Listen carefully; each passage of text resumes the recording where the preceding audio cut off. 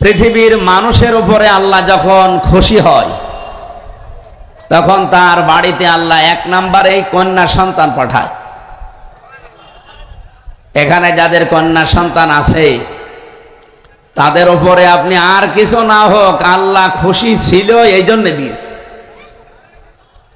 নবীজি বলেন, কোন বাড়িতে যদি কন্যা সন্তান আসে সঙ্গে সঙ্গে ওখানে 4 জন ফেরেশতা চলে আসে। যখনই ও দুনিয়ার মুখ দেখে তখন তার মাথার উপরে ফেরেশতারা নূরের যে হাত আছে তাই স্পর্শ দিতে থাকে, ডাক দিয়ে বলতে থাকে, এই দুর্বল দেহটা একটা দুর্বল দেহ থেকে বের হয়ে এসেছে। এই মেয়েটাকে যে লালন পালন করবে, একে যে দিনের শিক্ষা দেবে এবং সৎ পাত্র দেখে পাত্রস্থ করবে, এই 3টা কাজ যদি কোনো দায়িত্বশীল বাবা মা বড় ভাই যারাই দায়িত্বে থাকবে তাদের কফিল এরা যদি পালন করতে পারে, কিয়ামতের দিন আমি আল্লাহর নবী আর ওই মেয়েটার লালন পালনকারী পাশাপাশি জান্নাতে থাকবো। সুবহানাল্লাহ বলার আওয়াজ শুনে বোঝা যাচ্ছে যে আমরা নারাজ। মেয়ে যাদের আছে বলেন তো আলহামদুলিল্লাহ। মেয়ে এসেছে এ কথা শুনলে মন খারাপ হয়ে যেত, মুখ কালো হয়ে যেত কাফেরদের। কাদের বলেন বলেন? রব্বুল আলামিন বলেন, ওয়াইদা বুশশিরা আহাদুহুম বিল উনসা যাল্লা ওয়াজহুহু মুসওয়াদ্দা ওয়া হুয়া কাযীম। সূরা নাহলের ভেতরে এসেছে, হে নবী, ওদের কাছে যখন আপনি কন্যা হয়েছে এই সংবাদ দেবেন তখন দেখবেন ওদের মুখ চেহারা কালো হয়ে গেছে। সুতরাং এই অভ্যাসটা, এই স্বভাবটা কাফেরদের, এই স্বভাব এই অভ্যাস এখন অনেক মুসলমানের উপরে ভর করেছে। কারা কারা মেয়ে হলে নারাজ হয়েছিলেন হাত তোলেন দেখি। এই মিথ্যা কথা বলবেন না ভাই, রবিউল আউয়াল মাস।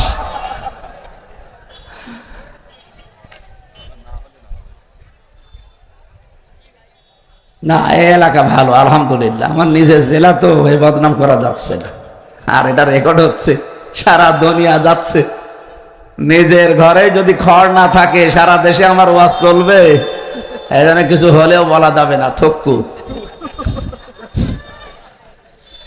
সুবহানাল্লাহ যারা পড়েছেন আমি আওয়াজ শুনে বুঝেছি, তারপরও বলছি, ফেরেশতাদের দোয়া করার আগে কিন্তু শর্ত ছিল 3টা।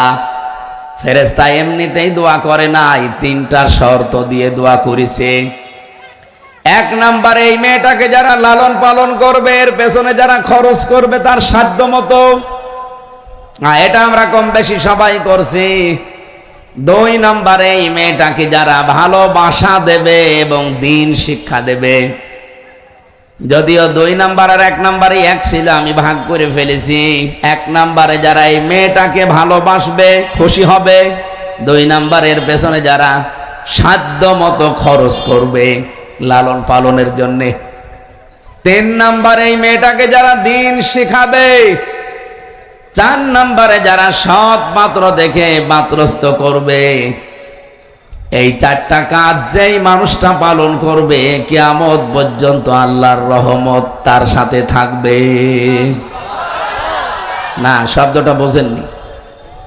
ফেরেশতারা কিন্তু বলেননি যে দুনিয়া পর্যন্ত তার সাথে আল্লাহর রহমত থাকবে। ফেরেশতাদের ভাষা ছিল ইলা ইয়াউমিল কিয়ামাহ, কিয়ামত পর্যন্ত আল্লাহর দয়া রহমত ওই মা বাবার প্রতি থাকবে। তার মানে কিয়ামতের ময়দানে যদি বিপদে পড়ে যান, বহু মানুষ আছে তাদের এই কন্যা সন্তানের কারণে নাজাত পেয়ে যাবে। সাহাবী এসে বললেন, হে নবী, আমার একটা মেয়ে। নবীজি বললেন, তুমি এক জান্নাতের মালিক। আর একজন এসে বলে, হে নবী, আমার 2টা মেয়ে। নবীজি বললেন, তুমি অলরেডি 2টা জান্নাতের মালিক। আর একজন এসেছিল, হে নবী, আমার 3 মেয়ে। বিশ্ব নবী বলেন, আল্লাহ তোমার 3টা জান্নাত দিয়ে দিয়েছে। আপনি এজন্য দেখবেন যেখানে মেয়েদের আলোচনা আছে কোরআনে,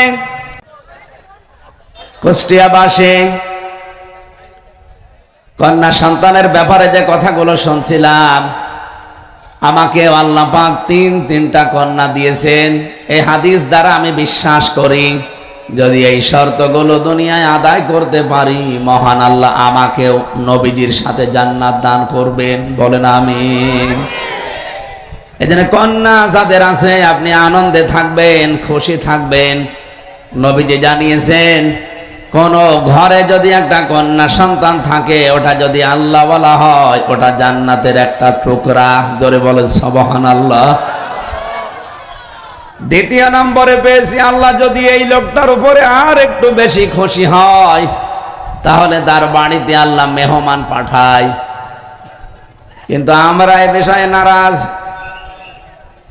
কোন মানুষের উপরে আল্লাহ যদি একটু খুশি হয়, কন্যা দেয়, আর একটু বেশি খুশি হলে তার বাড়িতে মেহমান পাঠায়। তার মানে মেহমান যদি কারো বাড়িতে আসে, আপনি মন খারাপ করবেন না, মনে করবেন তার রিজিক আল্লাহ সাথে করেই পাঠিয়েছেন। মেহমান 3 দিন পর্যন্ত থাকতে পারে, এরপরে থাকলে আবার বাড়িওয়ালার উপরে জুলুম হয়ে যায়। 3 দিনের ভেতরে মেহমান আপনার বাড়িতে যা খাবার দাবার খাবে, যা খরচ হবে, তার পেছনে সব সাদকা। সুবহানাল্লাহ বলতে পারেন না? বলেননি কেন জানি, মেহমান আসলে তো ওরা নারাজ হয়ে যায়। 3 নম্বরে বিশ্ব নবী বলেন, আল্লাহ যদি ওই লোকটার উপরে আরো একটু বেশি খুশি হয়, তখন তার শরীরের ভেতরে অথবা পরিবারের রোগ শোক চাপিয়ে দেয়। সুতরাং রোগ যাদের হয়, মন খারাপ করা যাবে না, এটা আল্লাহর দয়া। আল্লাহ চায় আমার এই বান্দাকে আমি নিষ্পাপ অবস্থায় দুনিয়া থেকে বিদায় দেব। এর আগে যদি কোনো ছোটখাটো অপরাধ থাকে, এই অসুস্থতা দিয়ে আল্লাহ ওইটা মাফ করে দেয়। এমনকি মমিন বান্দা বান্দীদের যদি জ্বর হয়, সে যেন মন খারাপ না করে। এই জ্বরের কারণেও তার অপরাধগুলো আল্লাহ ক্ষমা করে দেয়। নবীজি বলেন, এই লোকটার উপরে যদি আল্লাহ আরো বেশি খুশি হয়, তাহলে সেই এলাকায় আল্লাহ বৃষ্টি দেয়। তাহলে আল্লাহর খুশির কারণ কয়টা পেলাম? আরো জোরে বলেন। 1 নম্বরে আল্লাহ বেশি খুশি হলে তার বাড়িতে কন্যা সন্তান দান করেন। 2 নম্বরে আরেকটু খুশি হলে সেখানে আল্লাহ পাক মেহমান পাঠান। যদি আর একটু বেশি খুশি হয়, ওই লোকটার উপরে তার রোগ দেয়। সর্বশেষ যদি ওই এলাকার উপরে আমার আল্লাহ একেবারে খুশিতে আনন্দে আত্মহারা হয়ে যায়, তখন বৃষ্টি নাজিল করে। পৃথিবীর কোন ক্ষমতা আছে বৃষ্টি নাজিল করা? নেই। আল্লাহ পাক বলেন, আমি নিজে বৃষ্টি নাজিল করি। এত বেশি আমি খুশি হয়ে যাই যে এই খুশির ঝর্ণা ধারা দিয়ে রহমতের ধারাগুলো আমি দুনিয়াতে ফোঁটা ফোঁটা আকারে ফেলতে থাকি। সুতরাং এই 4টা বিষয় আল্লাহ সবচাইতে আনন্দিত, খুশি। কিন্তু পৃথিবীর মানুষ বেজার। সিস্টেম অপর পৃষ্ঠায় দেখুন, এই পৃথিবীতে আল্লাহ সবচাইতে বেশি 4টা কাজে নারাজ, রাগান্বিত হয়ে যায়। কিন্তু দুনিয়ার মানুষ এই 4টা কাজ করতে পেয়ে অনেক আনন্দে থাকে। তার 1 নম্বরে যৌতুক। এলাকায় তো যৌতুক নেই। বিশ্বাস করেন, যারা বিবাহ শাদী করেছেন অথবা সামনে করবেন, আমার নিজের জেলা হিসাবে বড় মায়া মহব্বত নিয়ে, দায়িত্ব নিয়ে বলছি, এই জেলা থেকে সংস্কার আরম্ভ হওয়া লাগবে। আগামী থেকে এই জেলায় যেন কোনো যৌতুক না থাকে। আপনারা একমত আছেন না? এখানে ছেলের বাপও আছে, মেয়ের বাপও আছে। আমার মনে হয় ছেলের বাপ হাত তুলেছে কম। সবাই হাত তোলা লাগবে, বিয়ে করেন আর না করেন। লিল্লাহে তাকবীর। দেখেন তো হাত তোলেনি কে? তোলেন। আজকে এই জিনিসটা কুষ্টিয়া জেলা থেকে বাদ যাবে। কোরআনের ময়দানে হাত তুলে ওয়াদা করলেন যে যৌতুক নেবেন না, দেবেন না। এরপরেও যদি পেপারে দেখতে পাই না যে যৌতুকের কারণে গোলাপনগরে অমকে গলায় দড়ি দিয়েছে, আপনার কিন্তু খবর আছে। বলতে পারেন আপনি কি করবেন? এখন করছি না, ভোটের পরে করব। এমন কিছু করে দেব জীবনে যৌতুকের নাম আর মুখে আসবে না। আমরা তো এই সমস্ত সংস্কার গুলো আগামীতে করতে চাই, কথা বলেন ঠিক কিনা? যৌতুক এটা মানবতার সাথে মহা কৌতুক। এই কৌতুক এই দেশে অন্তত আর চলবে না। আমার মনে হয় যৌতুকের টাকা না নিয়ে পায়খানা করে খেয়ে ফেলবেন ভালো, না অসুবিধা নেই। কারণ পায়খানা করে খেয়ে ফেললে আপনার একটা গোনা হবে মাত্র, আর যৌতুকের টাকা যারা নিয়েছেন আপনার ডবল গোনা হবে। এই কথা বলেন, একটা কবিরা গোনা আর একটা জুলুমের গোনা। 18 বছর 20 বছর 25 বছর পর্যন্ত মেয়েটাকে লালন পালন করে আপনার হাতে দিচ্ছে, শ্বশুর শাশুড়ির পায়ে তো সেজদায় পড়ে থাকার কথা, যদিও মানুষের পায়ে সেজদা দেওয়া জায়েজ নেই। আপনি আবার ভুল বুঝবেন না, হুজুর বলল কি? শ্বশুর শাশুড়িকে আমার মনে হয় সম্মানে আপনার নত হয়ে যাওয়ার কথা, যেখানে শুকরিয়া আদায় করার কথা। কারণ এই মেয়েটা আপনাকে এই পৃথিবীতে জেনা থেকে, ব্যভিচার থেকে বাঁচিয়ে রাখে।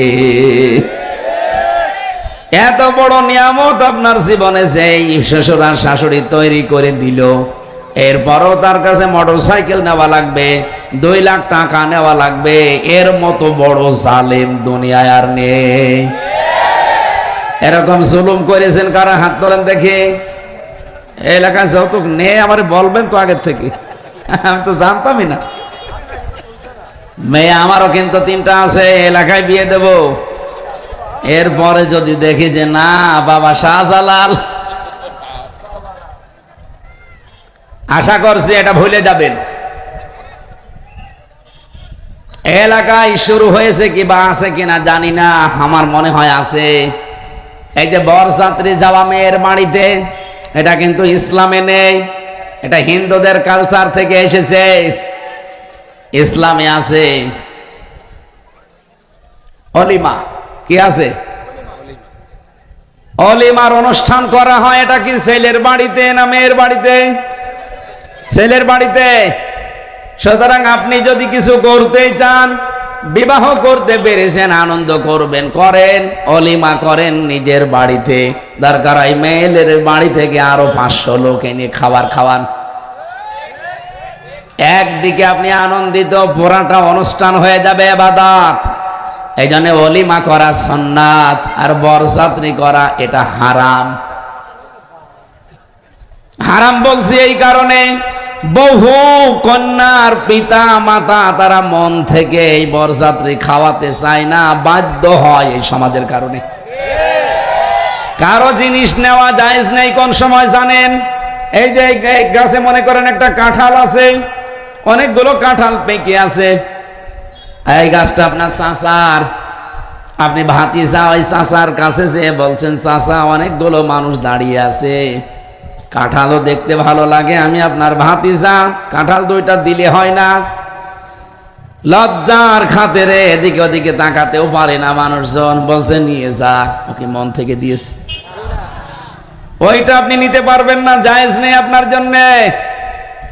যদিও চাচা কাঁঠাল দিয়েছে, মন থেকে দেয়নি, এদিক ওদিকে তাকিয়ে দিয়েছে।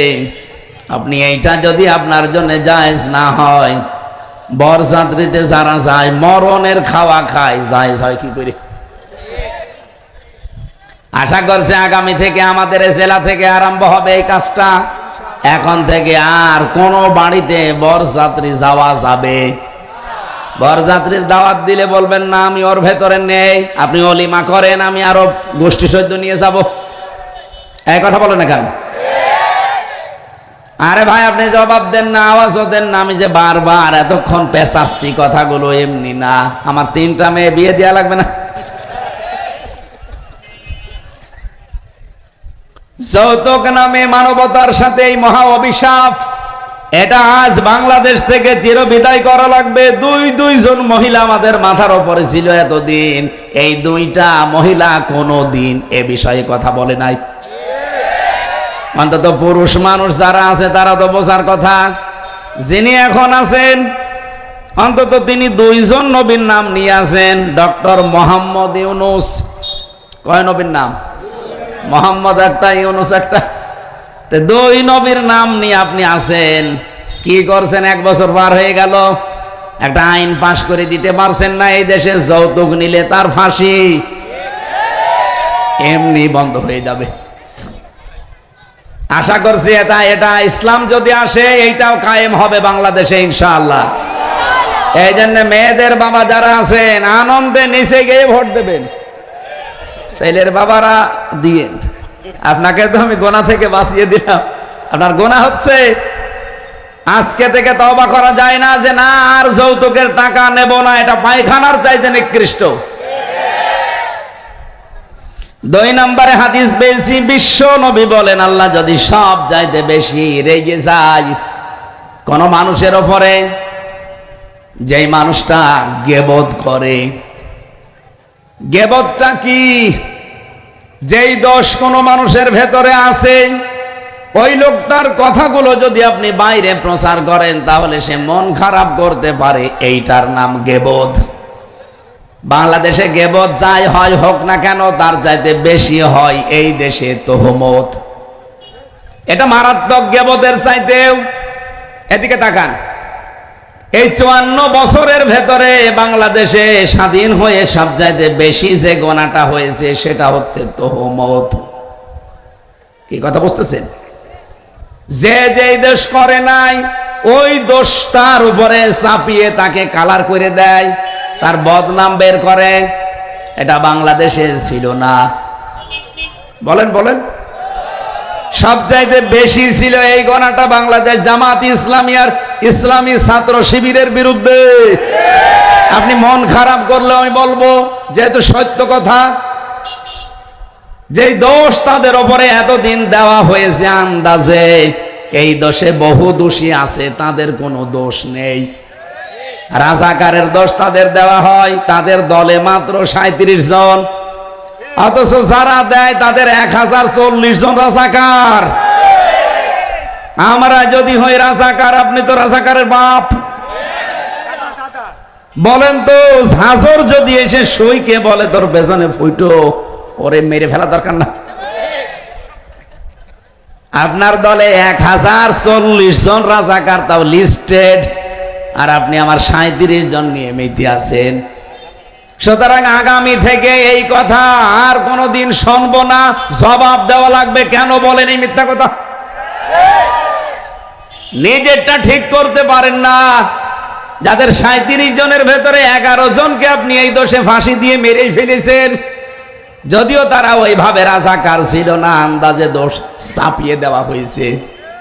আল্লামা সাঈদী সংসদে দাঁড়িয়ে কোরআন বুকে নিয়ে বলেছিলেন 71 সালের কোন কাদা আমার গায়ে লাগে নাই। আমাকে যদি কেউ রাজাকার বলে তার প্রমাণ করতে না পারে, সে পিতৃ পরিচয়হীন অবৈধ যারো সন্তান। এটা যে কত বড় সত্য কথা প্রমাণিত, তার বাস্তব প্রমাণ, তার 4 জন সাক্ষী এখনো তারা জীবিত আছেন। এ মানুষগুলো এখন সব স্বীকার করছে যে এগুলো সব হাসিনার সাজানো, আর দাদা বাবুদের প্রেসক্রিপশন অনুযায়ী এটা করা হয়েছিল। সুতরাং আগামী থেকে দেশে আর আমরা কোনো জবাব দিতে চাই না, আমরা জবাব চাই। এই কথা বলেন না কেন? জবাব আমরা আর দেব না, জবাব এবার নেব। এই মিথ্যা তহমত দেওয়া বন্ধ করা লাগবে। ইসলামী ছাত্র শিবিরের উপরে সব চাইতে বড় অপবাদ যেটা, তহমত যেটা, তারা নাকি রগ কাটে। আরে ভাই, বৈধভাবে যদি কোন রগ কাটার বিষয় আসে তাহলে রগ না করলেও কাটা যায়, কিন্তু আজ পর্যন্ত 77 সাল থেকে শুরু করে 25 সাল এ পৃথিবীর সবাই জানে ছাত্র শিবিরে কোনো রগ কাটা লোক নেই। কিন্তু যারা বলে দেখেন তাদের অধিকাংশ গুলো রগ কাটাকাটি করে এখনো হাসপাতালে। এটা কবে বন্ধ করবেন আপনি? আপনি তো এলাকায় বসবাস হওয়ার অযোগ্য বানিয়ে ফেলছেন। কারণ যারা তহমত দেয় ওই এলাকার মানুষের উপরে আল্লাহর বড় বড় দয়ার ভেতরে বৃষ্টি একটা, ওইটা আল্লাহ বন্ধ করে দেয়। কথা বুঝতেছেন? এটাকে আমি বানালাম। মুসা নবীর জামানায় একবার বৃষ্টি বন্ধ হয়ে গিয়েছিল, চাটিয়াল ময়দানে উম্মতদেরকে নিয়ে তিনি দোয়া করলেন, রব্বুল আলামিন তুমি বৃষ্টি দাও। একবার, দুইবার, তিনবার দোয়া করার পরে আল্লাহ বলেন বৃষ্টি তো হবে না, হাত নামাও। মুসা নবী রাগী নবী ছিলেন, উনি আল্লাহকে বারবার খালি প্রশ্ন করতেন, রব্বুল আলামিন এগুলো তো আমার উম্মত, আমার নাই মায়া লাগে, কিন্তু তোমার তো বান্দা, তোমার কি মায়া লাগে না? আল্লাহ পাক বলেন মায়া লাগে কিন্তু বৃষ্টি দেব না। মায়া লাগে বৃষ্টি দিবা না মানে দেওয়া লাগবে। আল্লাহ পাক বলেন মুসা আমি বৃষ্টি দিতে পারি এই মুহূর্তে, কিন্তু তুমি যাদের নিয়ে দোয়া করছিলে, নামিমা তালাতালি করা, এর কথা ওর কাছে লাগানো, এর দোষ ওর উপরে চাপিয়ে দেওয়া, এইরকম একজন মানুষ এখানে বসে আছে, সেও তোমার সাথে হাত তুলেছিল। সে যতক্ষণ বের হয়ে না যাবে বা পরিবর্তন না হবে, তুমি নবী মুসা হয়ে দোয়া করলেও কবুল হবে না। মুসা নবী রেগে গেছেন, এমন রাগা ওনার চুল টুপি দিয়ে খাড়া হয়ে বের হয়ে যেত। ডাক দিয়ে বলে, রব্বুল আলামিন তুমি শুধু ওই লোকটার নাম বলো, দেখো কি করি ওর।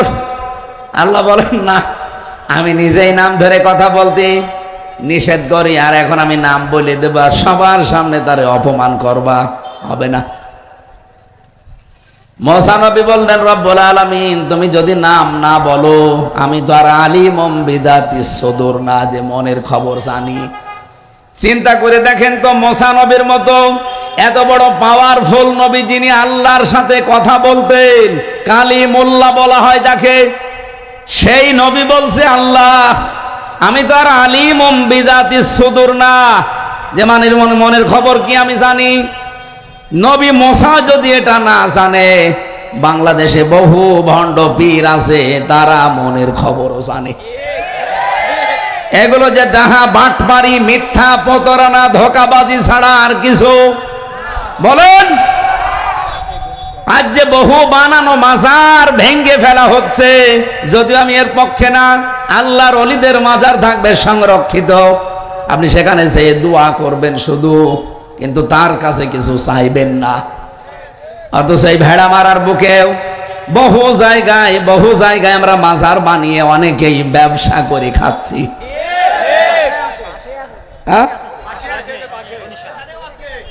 যেখানেই থাকুক না কেন, এগুলো আল্লাহর ওলিদের মাজার থাকবে, সম্মানের জায়গা। আপনি সেখানে যাবেন, সূরা ইখলাস পড়ে, সূরা ফাতিহা পড়ে একটু দোয়া করে আমার আল্লাহর কাছে তাদের মর্যাদা আরো বৃদ্ধি করবেন। কিন্তু আপনি যে যদি তাদের কাছে চান, এটা যে প্রকাশ্য শিরিক। আল্লামা সাইদি সহ বহু আলেমরা এই দেশে আজ 50, 60, 100 বছর ধরে বলে, অথচ আমাদের হুঁশ ফেরে না। কুষ্টিয়াবাসী কবে হুঁশ ফিরবে আপনাদের? বাংলাদেশের অন্য জেলায় গিয়ে কথা বলতে মাঝে মাঝে আমার লজ্জা হয়, কারণ এই জেলাতে 2 জায়গায় বড় বড় শিরিক প্রকাশ্যে চলছে। একটা আমাদের কুমারখালী থানায়, আর একটা এই থানায়। এই জন্য যেখানে যেটা আছে, আমরা চাই তারা যদি আল্লাহর ওলি হয়ে থাকে, তারা সম্মানের জায়গায় থাক। কি কথা বলেন না কেন? তাদের নিয়ে আপনি ব্যবসা করে খাবেন, তার মানে কি? এই পৃথিবীতে সবচাইতে বেশি আল্লাহ পাক ঘৃণা করেন তাদেরকে, যেই মানুষগুলো যৌতুকের টাকা নেয়, গীবত করে, তহমতের দোষ লাগিয়ে দেয়, আর যারা মাজারের খাদেম হয়ে ব্যবসা করে খায়। একটু বেশি হয়ে গেল নাকি? না না, কেবল শুরু হচ্ছে। বেশি হয়েছে মানে কিয়ামতে যাদের উপরে আল্লাহ নিপতিত করবেন, তাদের ভেতরে 1 নম্বরে যাদের নাম আমি পেয়েছি, তারা এই মাজার ব্যবসায়ী। এই শক্ত কথাগুলো কোরআন হাদিস থেকে শক্তভাবে বলা হয়। এজন্য অনেকের ব্যবসায় ভাটা পড়ে, তখন তারা বলে হামজাকে ভোটই দেব না। কোন জায়গার ফতোয়া কোন জায়গায় দিচ্ছে? ওরে আমি বাঁচাতে চাই, মাজারে সেজদা করা, মাজারে মানত করা, আগরবাতি দেওয়া, কিছু চাওয়া, এটা প্রকাশ্য শিরিক। বলেন বলেন। আজকে রাজবাড়ি গোয়ালন্দ এবং রাজশাহীতে 2টা মাজার মুসলিম জনতারা ভেঙ্গে দিয়েছে শুধু শিরিক হওয়ার কারণে। রাজবাড়িতে যে মাজারটা বানিয়েছে, আরে ভাই আপনি মাজার বানাবেন, মানুষ মারা গেছে, মাটি দিয়ে দেন, দোয়া করেন তার জন্য। কাবা শরীফের আদলে তার কবরটা উঁচু করে বানিয়েছে। যত রকমের শিরিকি কাজ কারবার সেখানে চলছে।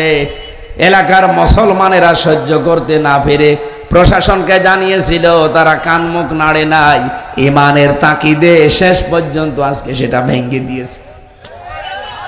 যদিও তার লাশটা পড়িয়েছে, এটা আমরা এর পক্ষে না, কিন্তু যেখানে শিরিক হবে ওই জায়গাটার আস্তানা ধ্বংস করে দেওয়া এটা ইমানদারের কাজ। শিরিক হলে ওই জায়গায় আল্লাহর রহমত থাকে না।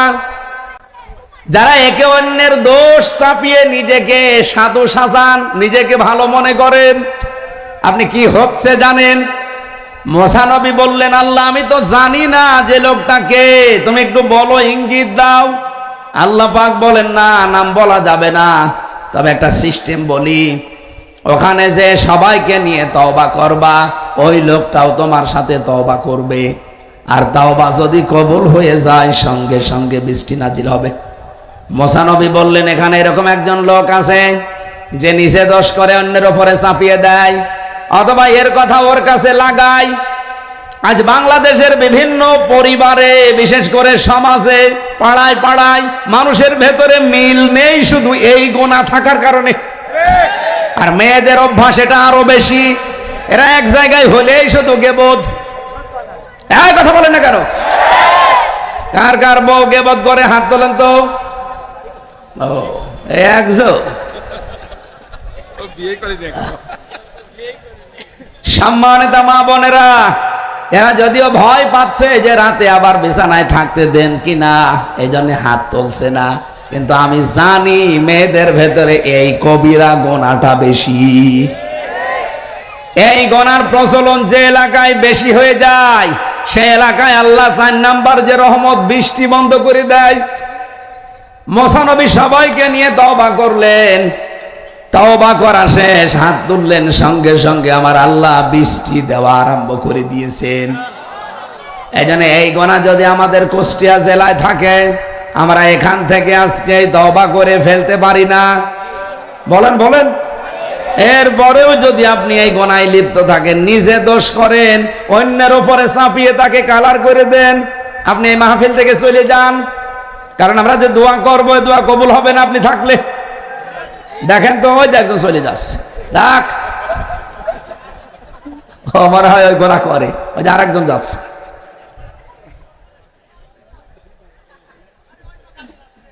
ইমাম মালিক রহমতুল্লাহ আলাইহি তার জীবনীতে পড়ছিলাম, এদিকে তাকান, তার জামানায় তিনি দেশের মদিনার প্রধান বিচারপতির দায়িত্বে আছেন। ওই সময় একজন মহিলা মারা যাবার পরে তার প্রতিবেশী এসেছে তার লাশ ধোয়াতে। লাশ যখন ধোয়াচ্ছিল, ময়লা এগুলো সব সাফ করার পর এই রানের উপরে হাত লাগিয়েছে, সঙ্গে সঙ্গে হাত গেছে আটকিয়ে। মহিলা হাত আর ছড়াতে পারে না, হাত ছড়াতে গেলে লাশও উঠে পড়ে। কি গো, কি করা যায়? এ তো মহামুসিবত, এলাকার ইমাম সাহেবকে ডাক দেন। এলাকার ইমাম সাহেব এসে ফতোয়া দিয়েছে, এক কাজ করেন, এ মহিলা তো মরেই গেছে, ওর ওই জায়গা থেকে চামড়া কেটে হাত ছোড়ান। কিন্তু ওই মহিলা, যার স্বামী যারা আছে, সন্তান যারা আছে, তারা বলে না, আমার বউ আমার মা মারাই গেছে, তার উপর এখন আবার চামড়া কাটবেন, হবে না, দরকার ওই জীবিত মহিলার হাত কেটে ফেলেন। ওর স্বামী আর সন্তান এসে বলে, কি বলেন আপনারা? আমরা এসেছি প্রতিবেশী হিসাবে উপকার করতে, আর আপনারা এখন আমাদের জীবিত মায়ের, জীবিত স্ত্রীর হাত কেটে ফেলবেন? না, এটা আমরা মানি না। তাহলে এতটুকু ইমাম সাহেব দিয়ে হবে না, আর একটু বড় জায়গায় যান। জেলা শহরের যিনি সর্বোচ্চ ইমাম, তারে ডাক দিয়েছে।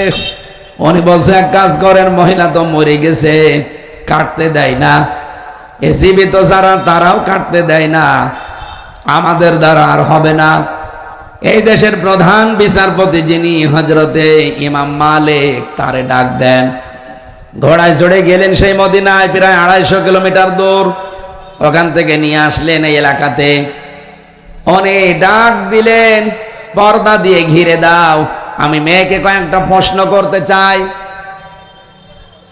ইমাম মালিক রহমতুল্লাহ আলাইহি পর্দার আড়াল থেকে মেয়েটাকে জিজ্ঞাসা করছে, এই মেয়ে সত্যি করে বলো, লাশ ধোয়াতে গিয়ে কি কি হয়েছে? মেয়েটা বলে, ইমাম সাহেব আপনি আমারে বাঁচান, আমি কিচ্ছু করি নাই। না, যা হয়েছে সব বলা লাগবে, আমার কাছে কিন্তু কোরআন আর হাদিসের রাডার আছে, আমি ধরে ফেলবো। মেয়েটা বলছে, খলিফা ইমাম, আমি যখন লাশ ধোয়াচ্ছিলাম সর্বপ্রথম আমি একটা খারাপ মন্তব্য তার উপরে নিক্ষেপ করেছিলাম যে কিছুদিন আগে এই মেয়ে লোকটাকে আমি একটা যুবক ছেলের সাথে রিকশায় যেতে দেখেছি বা গাড়িতে যেতে দেখেছি। আমি মনে মনে ধারণা করেছিলাম ও তো দেখতে শুনতে ভালো, পর্দাও করে, কিন্তু চরিত্র ভালো না। এই যে খারাপ একটা ধারণা নিক্ষেপ করেছি তার উপরে, এ করতে করতে আমার হাত হঠাৎ করে তার এই রানের সাথে আটকিয়েছে, এরপরে আমি আর কিছু জানি না। ইমাম সাহেব বলে, হ্যাঁ আমি ধরে ফেলেছি। কোরআনে কারীম আল্লাহ রাব্বুল আলামিন জানিয়েছেন, ওয়াল্লাযীনা ইয়ারমুনাল মুহসানাতি সুম্মা লাম ইয়াতু বিআরবাআতি শুহাদা ফাজলিদুহুম সামানিনা জালদা ওয়ালা তাকবালু লাহুম শাহাদাতান আবাদা ওয়াউলাইকা হুমুল ফাসিকুন। বলেন আল্লাহু আকবার। সূরা নূরের ভেতরে এসেছে, ইমাম মালিক বলে, আমি আল্লাহর এই ঘোষণা জানি। ১৫০০ বছর আগে কোরআনে কারিমে আয়াতটা আল্লাহ নাযিল করেছেন। আল্লাহ পাক বলেন, কোন নির্দোষ নিরপরাধ কিচ্ছু জানে না ওই সম্পর্কে এমন একটা সতী সাধবী মেয়ে লোকের উপরে যদি কেউ ব্যভিচারের জেনার তহমত লাগিয়ে দেয়, তার চরিত্রের উপরে কিছু নিক্ষেপ করে, যারা প্রমাণ করতে পারে তাদের অসুবিধা নেই, কিন্তু 4 জন সাক্ষী নিয়ে আসা লাগবে।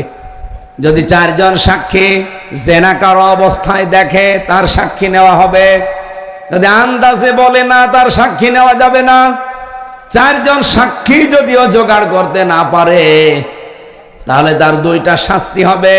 1 নম্বরে তাকে 80টা বেত মারা হবে, 2 নম্বরে তার জীবনেও কোনোদিন সাক্ষী গ্রহণ করা হবে না। তোমার সাক্ষী কোথায়? 4 জন বলে, না একজনও নেই। একজনও নেই যখন, তখন তোমার প্রথম শাস্তি সামানিনা জালদা, আমি তোমাকে 80টা বেতাঘাত করা হবে এই মুহূর্তে। রাষ্ট্রের জল্লাদকে ডাক দিয়ে বলে, আরম্ভ করো। আর দ্বিতীয় শাস্তি, যদি এটা হয়ে যায়, যদি বেঁচে থাকে, কোনোদিন তার সাক্ষী এই পৃথিবীতে জীবিত অবস্থায় আর নেওয়া হবে না। আমি ওনার জীবনী পড়তে গিয়ে পেলাম, ওই সময় মনে হচ্ছিল বাংলাদেশে যদি এই আইনটা, বিশেষ করে সূরা নূরের আইনটা সংসদে আমরা চালু করে দিতে পারতাম, এই দেশে মিথ্যা সাক্ষীর জন্য যত মানুষ জেলখানায় আছে, একজনেও জেল খাটা লাগতো না। মামলার আয়ুদেরকে ধরে আগে জেলে নেওয়া লাগতো, কারণ ওরা এই মিথ্যা সাক্ষীগুলো লেখে। আমার মামলার আয়ু যেটা, ওইটা কুষ্টিয়ার চোরহাঁসের 4 জনকে টাকা পয়সা দিয়ে ম্যানেজ করেছে, তাও নিজের টাকা না, আমারে ধরে নেওয়ার পরে আমার বাবারে বলেছে টাকা দেন 10 লাখ, নাইতে আমার রিমান্ডে কিন্তু দেব। সর্বশেষ আমার বাবা তাড়াতাড়ি করে 8 লাখ টাকা দিয়েছে। মামলার ওই আয়ু এখনো জীবিত আছে, বাড়ি ব্রাহ্মণ কি মাদারীপুরে। এই লোকটা ওখানে 4 জন, 2 জন হিন্দু, 2 জন নামে মুসলমান। আপনি এখনো চোরহাঁসে যে মিষ্টির দোকানে জিজ্ঞাসা করবেন। আমার তো যখন সাক্ষী দিতে আমি দেখতাম, ওদেরকে আমার বাবার কাছ থেকে এই টাকা নিয়ে সাক্ষীদেরকে টাকা দিয়েছে 1,25,000 করে।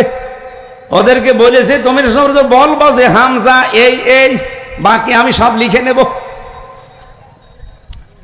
জীবনে যেই কাজ কোনোদিন করি নাই, ওই দলের প্রধান আমারে বানিয়ে মামলা দিয়েছে।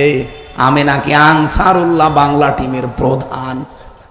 ও সাতাশে কি আমি আজ পর্যন্ত জানি না। আমার প্রথম মামলায় ছিল আমি নাকি আনসারুল্লাহ বাংলা টিমের সারা বাংলাদেশের প্রধান। আপনি নাম শুনেছেন? কেউ কেউ শুনতে পারেন, আমি তো ওর আগে ভালো জানতাম না। আমারে বলছে কি কি জানেন লেখেন, ওই রিমান্ডে মাটির নিচে। আমি বলছি কিচ্ছু জানি না, আপনাদের কাছেই শুনছি। জানি না তখন লিখবো কি? ওনারা নিজেরাই বানিয়ে বানিয়ে লিখে ওই সাক্ষীদের কাছ থেকে সই নিয়ে ওইটাই চালিয়ে দিয়েছে। আমার নামে বলেছে উনি 164 দিয়েছে, এই দেখেন ওনার কথা। অথচ একটা কথাও আমার না, সব ওদের লিখিত। এই কারণে 3 বছর আমারে আটক করে রেখেছিল, ছাড় দেয়নি। আমার মতো বহু মানুষ আমি দেখেছি ভেতরে বিনা কারণে, এই মিথ্যা সাক্ষীর কারণে তারা জেল খাটতেছে, ওই বিষয়ে তারা কিচ্ছু জানে না। আমার তো মনে হয় আগামীতে বাংলাদেশে আইন পাশ করা দরকার। কেউ কারো বিরুদ্ধে যদি মামলা দেয়, আর মামলা যদি প্রমাণ করতে না পারে যে দেবে, তারেও জেলে দেওয়া লাগবে। বলেন আপনার কারণে, কোন কারণে আমি 3টা বছর জেল খাটলাম? বলেন। প্রমাণ হয়ে গেছে যে আগস্টের 5 তারিখের পরে মামলা আমার শুধু জামিন না, খারিজ হয়ে গেছে। আদালত কর্তৃক আমি নির্দোষ, আমার কোনো দোষ তারা পায়নি, সম্পৃক্ততা পায়নি। তাহলে 3 বছর আমাকে জেলে রাখলেন কেন? এই জন্য মামলার আয়ু থেকে একেবারে হাসিনা পর্যন্ত সবাই দায়ী। আর কথা বলেন না কেন? এই দেশে আগামী থেকে এরকম মিথ্যা সাক্ষী, এটা সংস্কার করা দরকার না? আমরা এই সংস্কার চাই। এইটা চাইতে গেলে তখন মানুষের মন পাওয়া যায় না।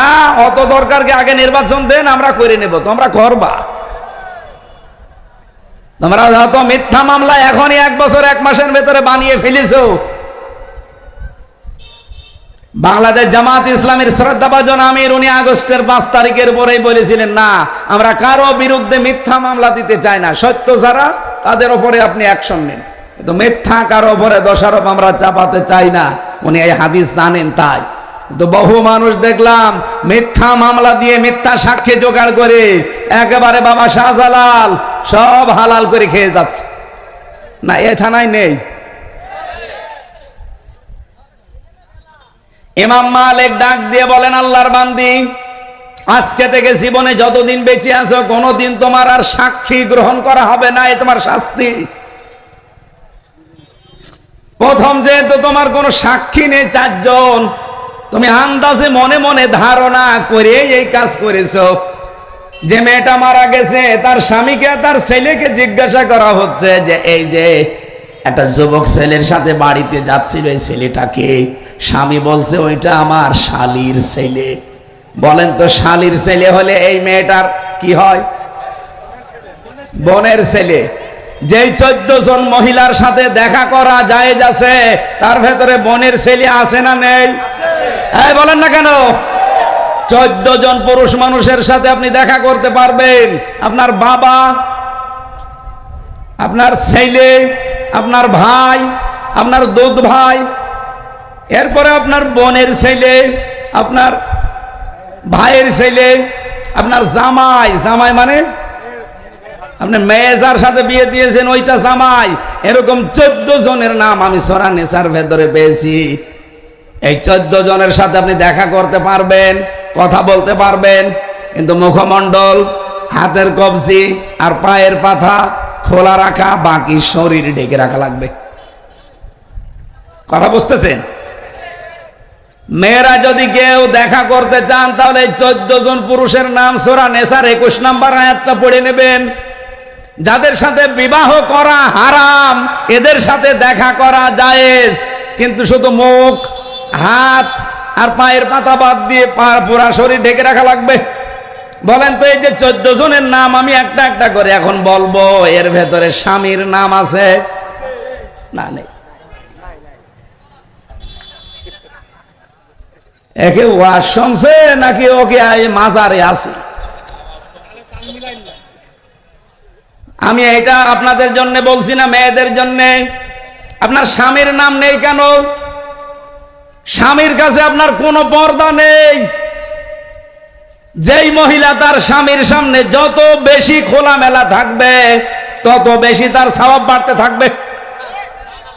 যে কয়টা চুল আপনি স্বামীর সামনে খুলে রাখবেন অতগুলো সওয়াব পাবেন।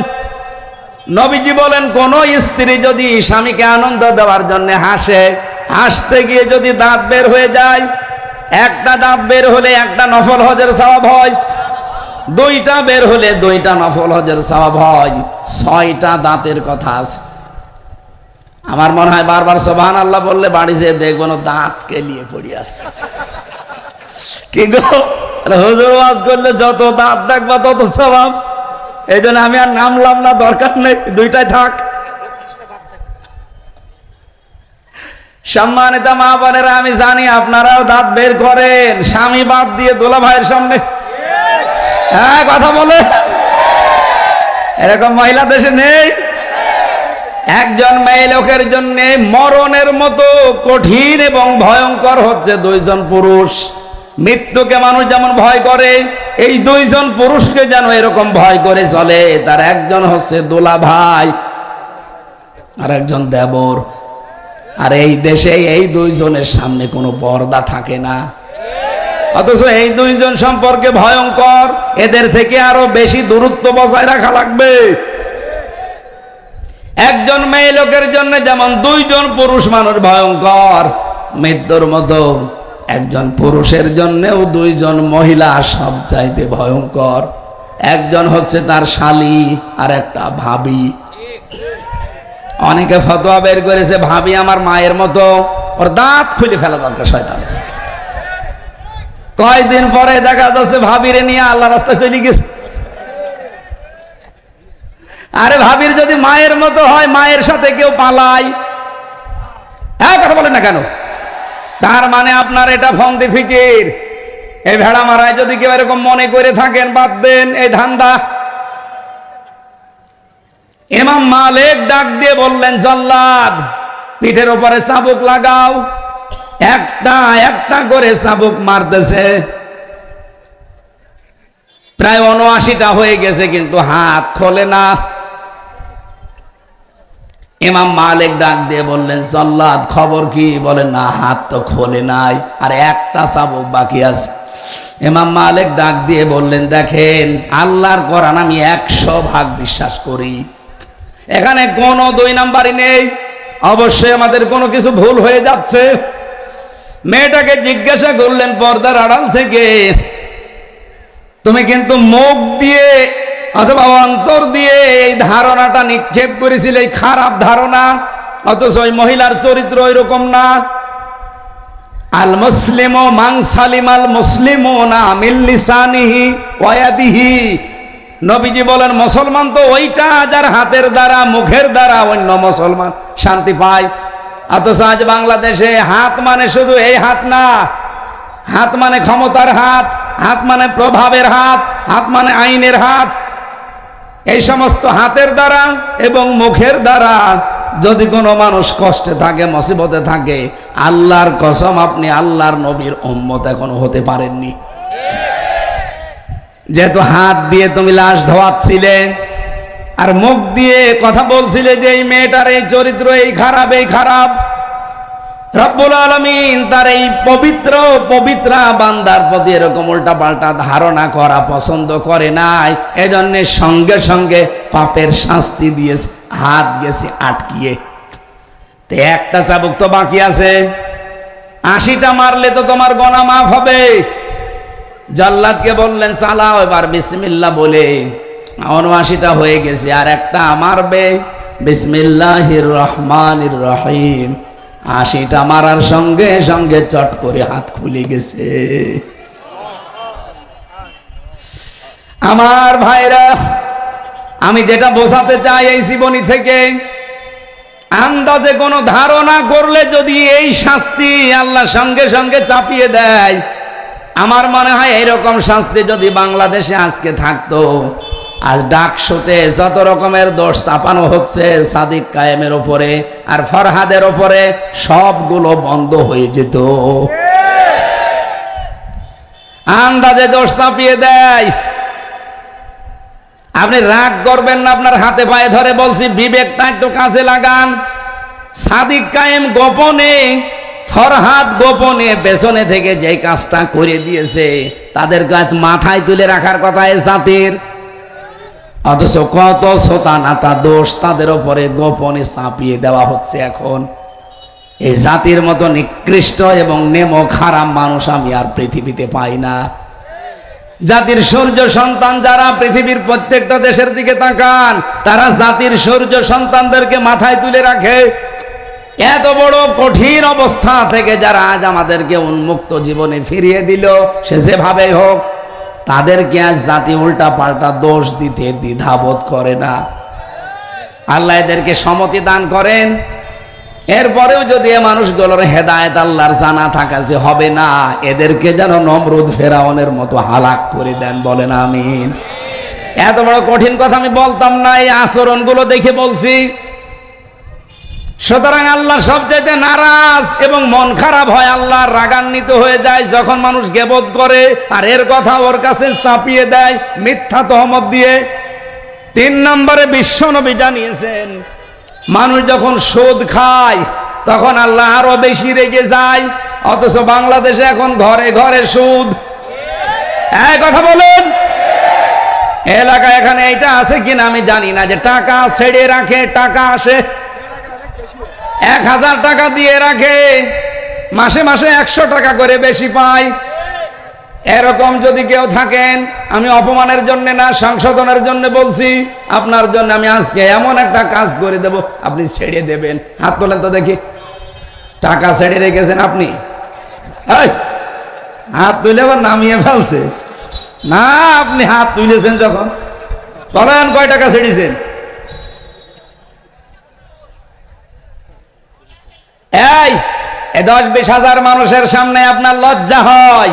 কিয়ামতের দিন এই লোকটা যদি সত্যি টাকা ছেড়ে রাখে, যতই দাড়ি থাক, এই কপালে লেখা থাকবে সুদখোর। আরে মুখের উপরে লেখা থাকবে মায়ের সাথে জেনাকারী। অথচ এখন আমরা এই অপরাধটা দেখতে পাচ্ছি না, আল্লাহ সাত্তার নামের কারণে এগুলো গোপন আছে। কিয়ামতের দিন আল্লাহ এটা ওপেন করে দেবে। যে যে অপরাধ করছেন ওইটা কিন্তু তার এই শরীরের ভেতরে ফুটে উঠবে। আপনি কার জন্য করছেন এই সুদের টাকা ইনকাম? আপনি বলেন তো আপনার বউকে যে সুদ খেয়ে এত বড় লোক আমি, এত কিছু উপায় করি তোমাদের শান্তির জন্য, গোনা যদি একটু হয় তোমরা নিবা। আমার মনে হয় কোন বউ রাজি হবে?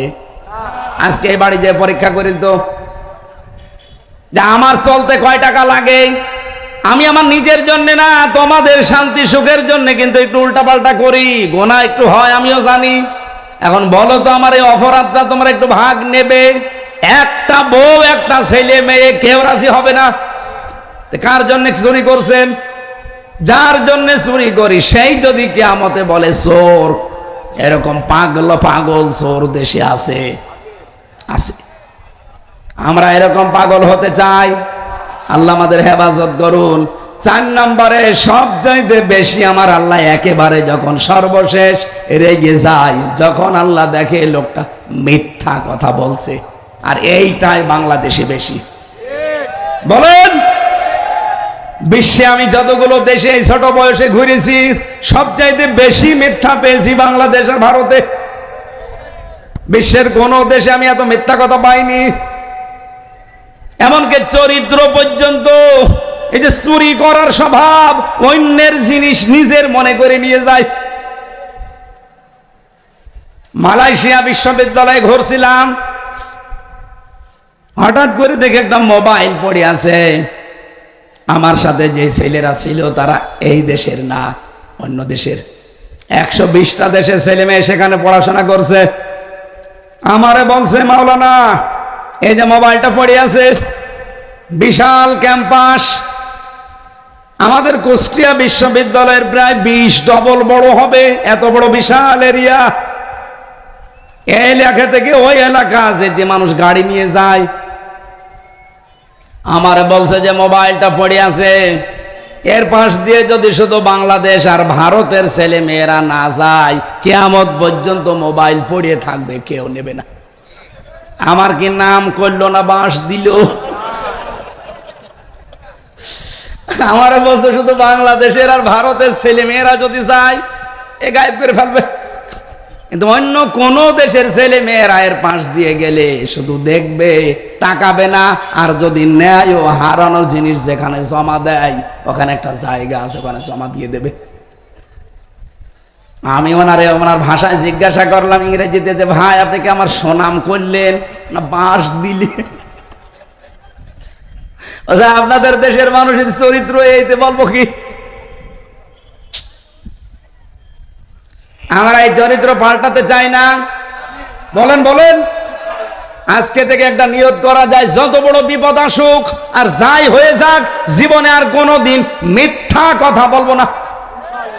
যারা রাজি আছেন হাত তোলেন তো, লিল্লাহে তাকবীর। এই দেখেন তো হাত তোলেনি কে? এই যে এরা হাত না তুলে বসে আছে, তোলেন। আলহামদুলিল্লাহ ভাই, কথা দিয়েছেন। কিন্তু প্রথমে যিনি জেলা আমির ছিলেন কথা বলছিলেন, এর আগে যিনি আমি একটু হালকা শুনেছিলাম, তারা কিন্তু কোরআনের পক্ষে কারা আছেন হাত তোলেন। আপনারা হাত তুলেছিলেন। এবার কোরআনের পক্ষে আসার একটা সিস্টেম আসতেছে। যেহেতু আমি সেদিন বলেছিলাম যে বাংলাদেশে যে নির্বাচন, একটা ইসলামের পক্ষে আর একটা মানুষের তৈরি করা আইনের পক্ষে। সুতরাং ইসলামের পক্ষে যারা আছে এরা আল্লাহর দল, আর যারা মানুষের তৈরি করা আইনের পক্ষে আছে, সে যে দল হোক ওটা শয়তানের দল। সেই হিসাবে আপনি এবার কোন দিকে রায় দেবেন, এই কথাটা যদি ঠিক না রাখেন, আপনি মিথ্যাবাদী। হাত তুললেন, দড়ি ছাড়া বেঁধে ফেলেছি।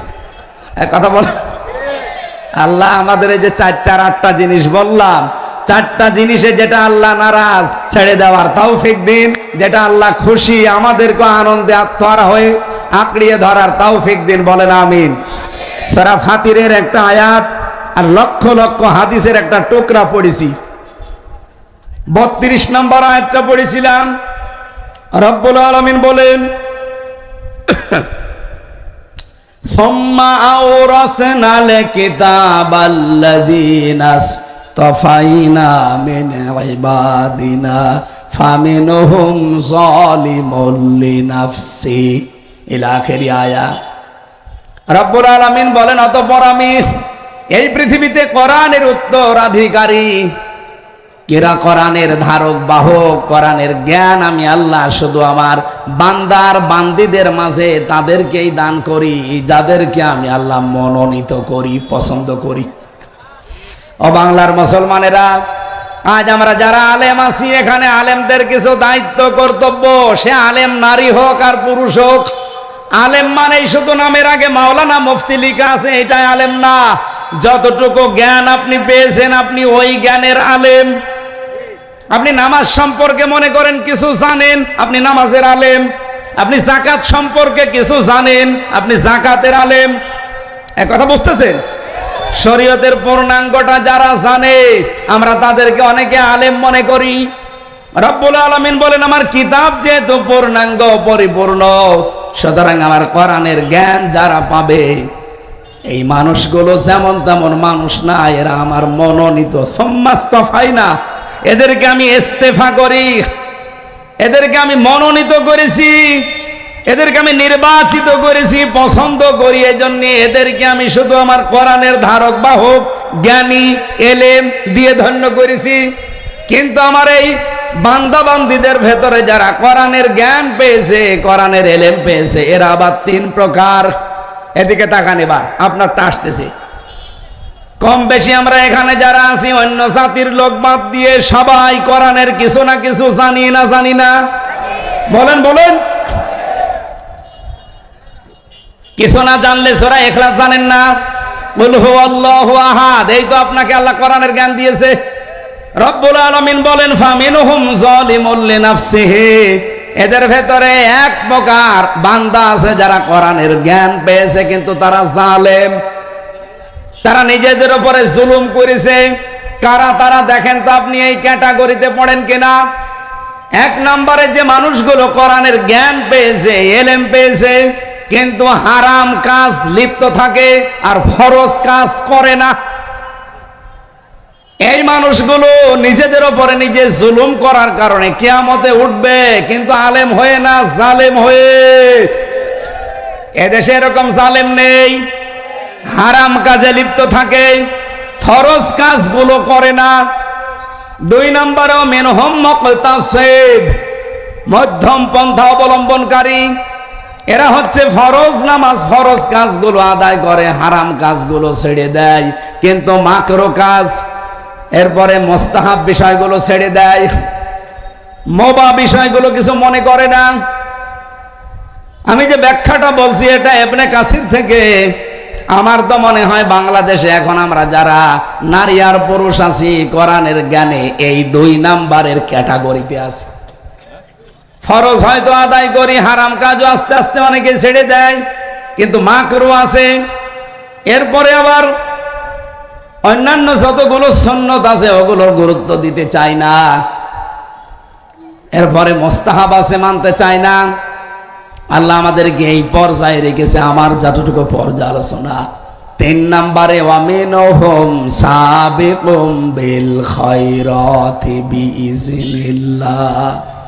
3 নম্বরে যারা অগ্রগামী ভালো কাজে আল্লাহর অনুমতি ক্রমে। এইটাই আমি বোঝাতে আয়াতটা পড়েছি।